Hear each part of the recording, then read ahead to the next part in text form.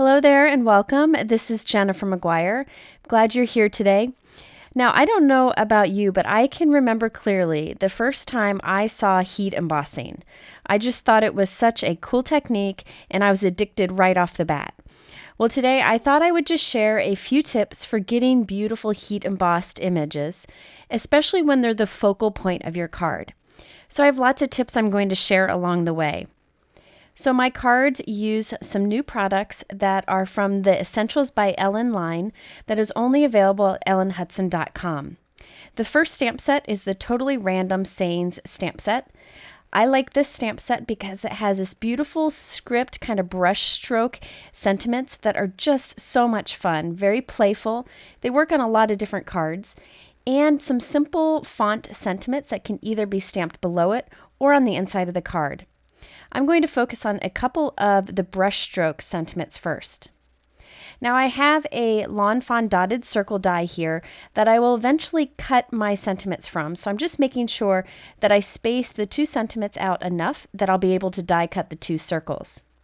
This is Neenah white 110-pound cardstock. One of my best tips for heat embossing is to use a very thick cardstock because you'll have less warping and you'll end up with better results. So I've stamped this with VersaMark ink, and I'm going to add some high quality Hero Arts silver embossing powder.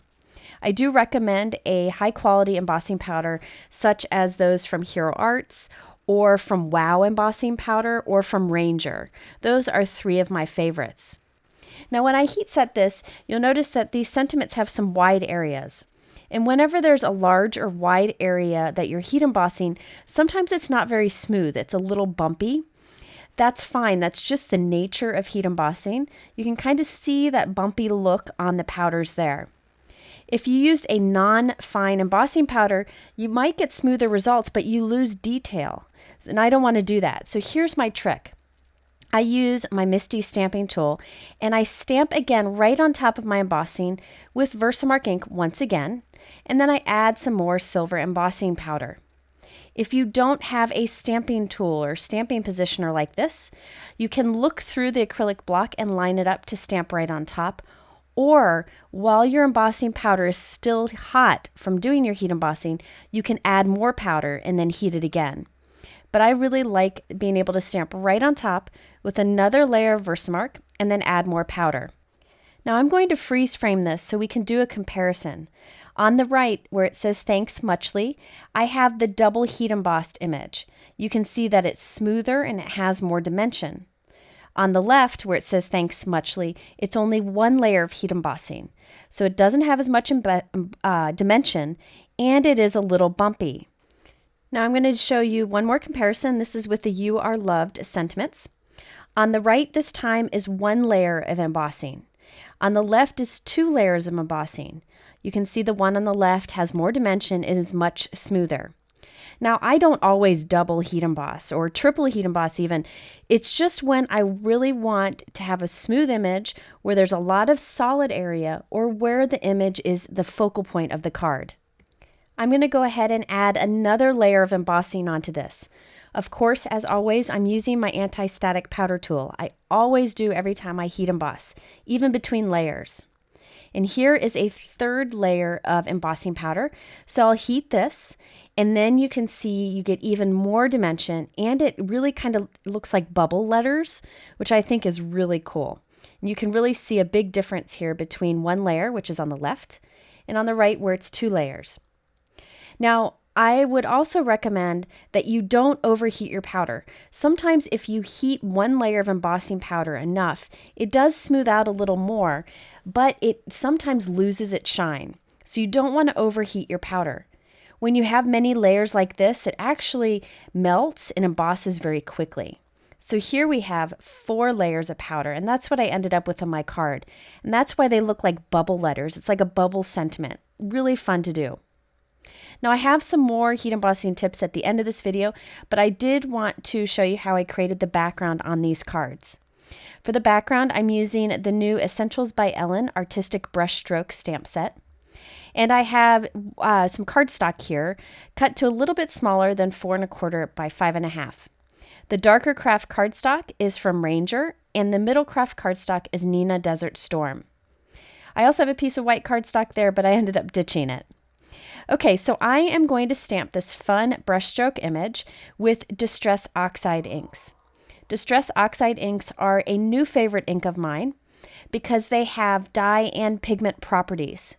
So the fun thing is the color shows up when stamped on a darker cardstock, such as these Kraft cardstocks.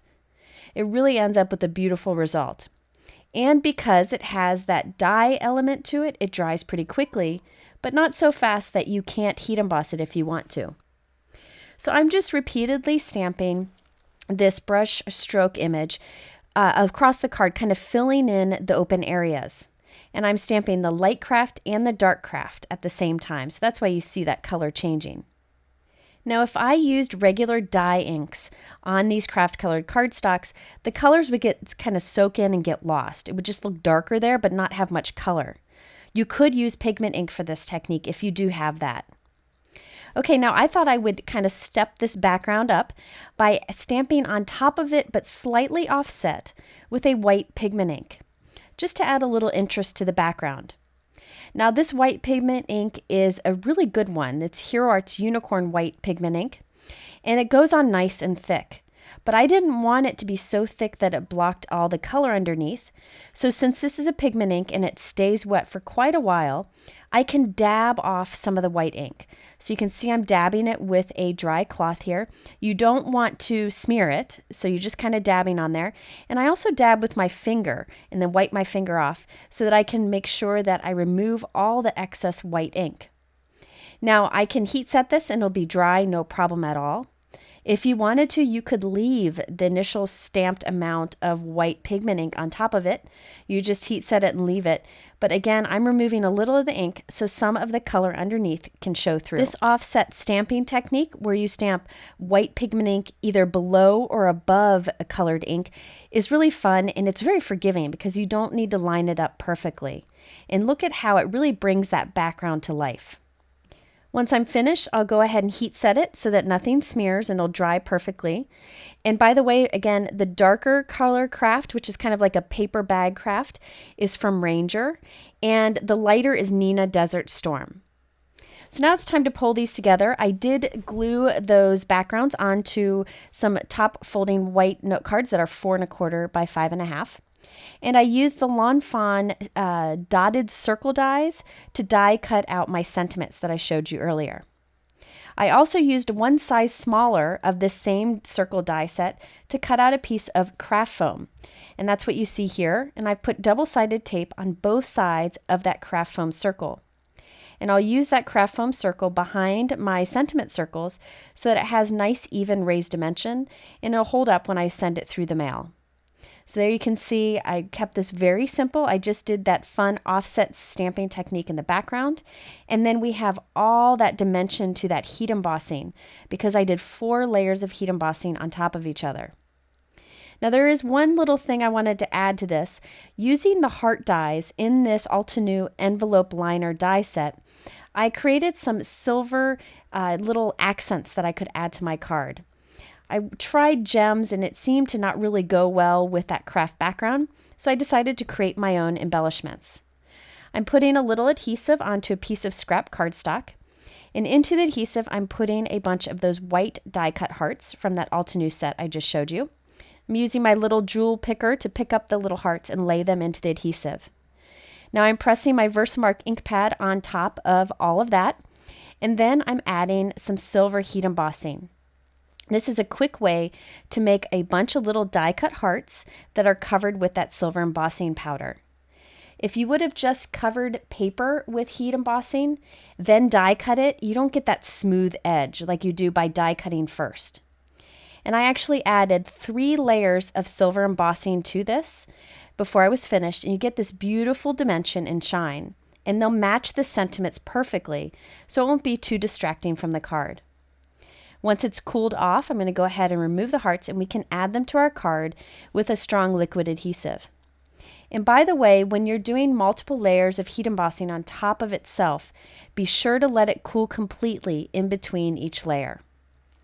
So here I am adding the little hearts onto the card, and I felt like this was less distracting than some other kind of embellishment because those little hearts perfectly match the sentiment that's right in the center. You can see there's lots of dimension with that heat embossing. So here's a look at the final two cards. Both of them use the same two stamp sets from Essentials by Ellen, but I changed the sentiment out and the color of the cardstock in the background between the two.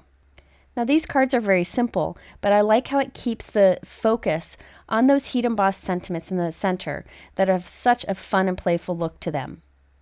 Before we go, I wanted to share a few other heat embossing tips. So this is a smaller stamp from that same Essentials by Ellen sentiment set that I used earlier. It says, "I miss your face." Now when I stamp and heat emboss a small sentiment like this, I usually stamp very lightly with the VersaMark ink and add the silver embossing powder and heat set it, and you can get a nice crisp image.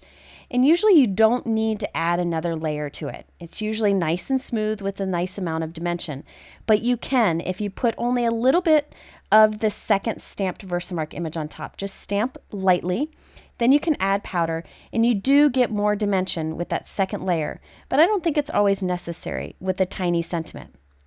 Now with this flower image here, I just stamped and heat embossed one layer there. It looks nice at first, but if you add 3 more layers like I did here, look at that beautiful dimension that you get with it. It really makes it pop out and stand out. Now I wouldn't do this many layers on all my images, but if you're making something extra special where you want it to stand out and have a lot of dimension, you can layer up your heat embossing. So there's some heat embossing tips for you. I hope you'll give this layered embossing a try. It really gives a nice smooth dimensional look. If you're interested in more videos, they're linked there in the middle. These have some more heat embossing tips in them. Hit subscribe if you haven't done so already so you don't miss any future videos. And I'm very glad you spent time with me today, and I hope you have a wonderful week.